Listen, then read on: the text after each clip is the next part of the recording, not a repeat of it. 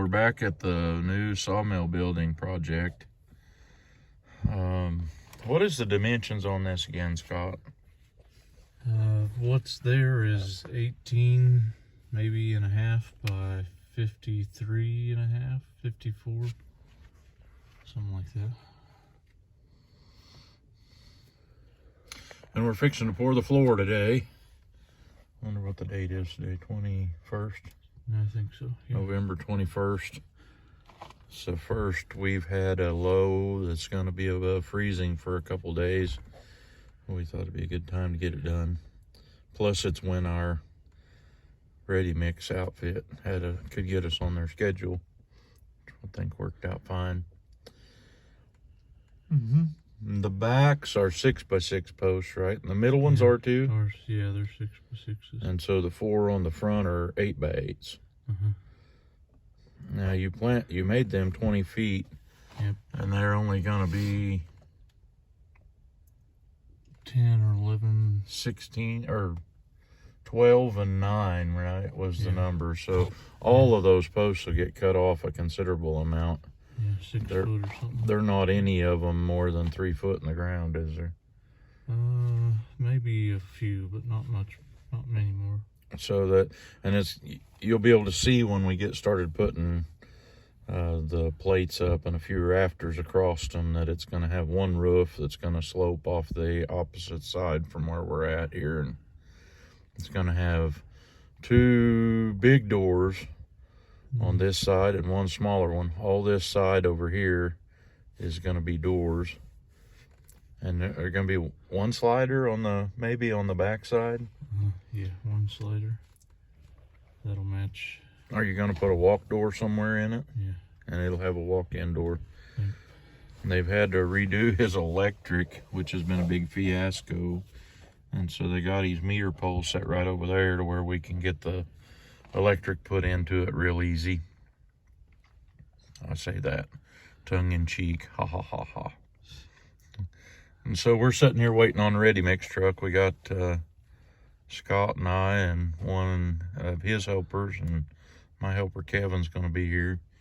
Kevin's got a lot of experience. He could get out there and run a trowel over the whole thing by hand, I'm sure, and get it looking good. But we're just going to get that poured out there and work down the way we want it and float it and call it good. It'll be way better than what we've ever had, huh? Yeah. Good enough for a barn. Good enough for a barn, and he ought to be able to sweep the floor and get it all cleaned up into that trough, and we've never been able to do that. It's always been a super big pain in the neck, clean out from under the mill. And so probably make his mill last better, being able to clean out like that. Well, that's enough for now. Maybe I'll get a picture of it when we get that all poured out. I failed to finish this video when we finished the concrete, but we had a lot of problems putting that out. That pad is 20 yards of concrete. I'll probably mess up. Somebody will call me on it that it's cement or it's concrete, but what we was wanting to do was get something that was to where we could broom it off, and this will do it, even though it's got some little swags in it. He's already got all the braces off his posts. It's going to work out to where the mill is going to set right over that notch down there, and he's going to have to do some filling in on that side over there so it's not sloped up so much to run the loader up to it. That mill's going to sit there, and the edger's kind of going to sit back here behind it.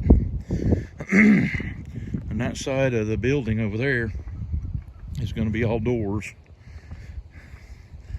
And I've showed it in previous videos, but he has bought a conveyor.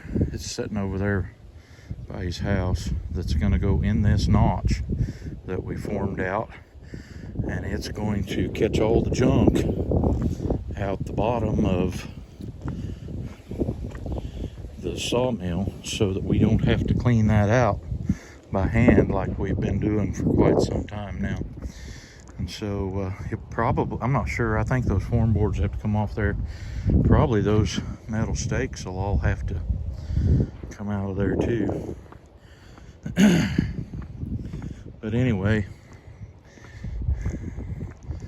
we had a blowout down there on that corner when we poured it, and so that was where we wanted to start, and it was good that we started there.